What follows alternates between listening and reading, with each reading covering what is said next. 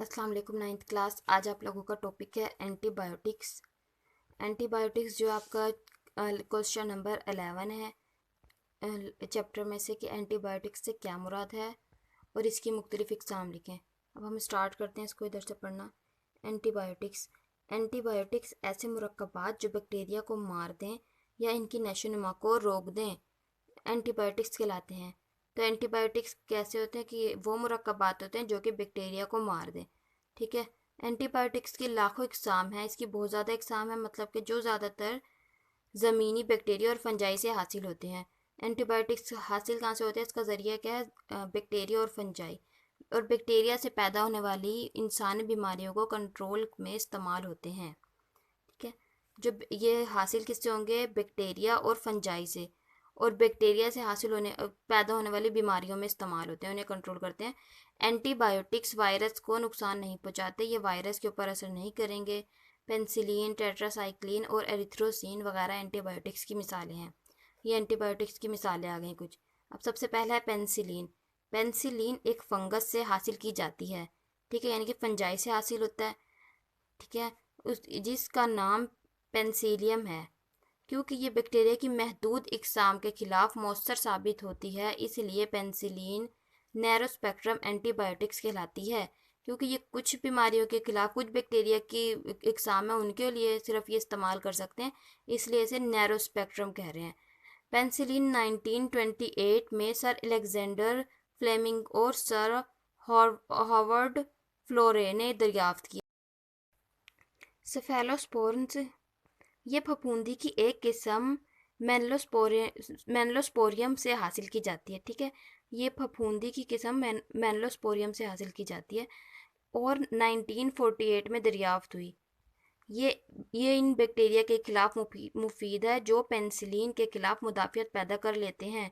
कोई भी एंटीबायोटिक अगर हम बहुत ज़्यादा इस्तेमाल करते हैं तो हमारा जिस्म उसके खिलाफ मुदाफ़ियत पैदा कर लेता है, वो फिर मज़ीद हमारी बीमारी के लिए इस्तेमाल, हम इस बीमारी के लिए इस्तेमाल नहीं कर सकते। तो वो यही बता रहे हैं कि ऐसी अगर पेंसिलिन के खिलाफ मुदाफ़ियत पैदा हो गई, यानी कि पेंसिलिन अब हमारी बीमारी पर असर नहीं कर रही, तो हम उसकी जगह क्या इस्तेमाल करेंगे, सेफेलोस्पोरिन्स। ठीक है। उसके बाद है टेट्रासाइक्लिन। टेट्रासाइक्लिन्स स्ट्रेप्टोमाइसिन्स बैक्टीरिया बनाते हैं। ठीक है। ये जो है बैक्टीरिया की किस्म है स्ट्रेप्टोमाइसिस। ठीक है, ये स्ट्रेप्टोमाइसिस बैक्टीरिया का नाम है, उनकी किस्म है। ये क्या बनाते हैं, टेट्रासाइक्लिन्स, जो कि बैक्टीरिया की बहुत सी इकसाम के खिलाफ इस्तेमाल हो सकती है। और ये बैक्टीरिया के ही खिलाफ, बैक्टीरिया से ही हासिल की जा रही है और बैक्टीरिया के ही खिलाफ इस्तेमाल की जा रही है, और बहुत सारी किस्मों के खिलाफ, यानी कि बहुत सारे बैक्टीरिया जो बीमारियां पैदा कर रहे हैं उनके खिलाफ ये इस्तेमाल हो रही है। इसलिए इन्हें ब्रॉड स्पेक्ट्रम एंटीबायोटिक्स कहते हैं, क्योंकि बहुत सारी किस्मों के खिलाफ इस्तेमाल हो रहा है, इसलिए इसे हम क्या कहते हैं, ब्रॉड स्पेक्ट्रम एंटीबायोटिक्स। ठीक है। Last one is erythromycins. Erythromycins ये एंटीबायोटिक्स भी ऐसे बैक्टीरिया के खिलाफ कारआमद है जिसमें पेंसिलिन के खिलाफ मुदाफ़ियत पैदा हो जाती है। ये भी उसी तरह जो पेंसिलिन के खिलाफ मुदाफ़ियत पैदा कर चुके हैं वो लोग वो इस्तेमाल कर रहे हैं एरिथ्रोमाइसिन। एंटीबायोटिक्स दो तरह से असरअंदाज होती है। अब ये आपके क्वेश्चन में तो नहीं शामिल, लेकिन ये है कि लिखा हुआ है एंटीबायोटिक असरअंदाज किस तरह होती है, किस तरह से वो, जब हम कोई भी एंटीबायोटिक लेते हैं तो किस तरह वो अमल करती है। ठीक है। तो उसमें क्या आ जाएगा कि पेंसिलिन बैक्टीरिया की सेल वॉल बनाने की सलाहियत को रोकती है। बैक्टीरिया के सेल के गिर्द एक सेल वॉल होती है, वो उसको बनाने को रोक देती है सबसे पहले तो, जिससे इंसानी जिस्म का मुदाफ़ियाती सिस्टम तबाह हो जाता है। जबकि दूसरी टेट्रासाइक्लिन्स बैक्टीरिया की प्रोटीन बनाने की सलाहियत को तबाह कर देती हैं।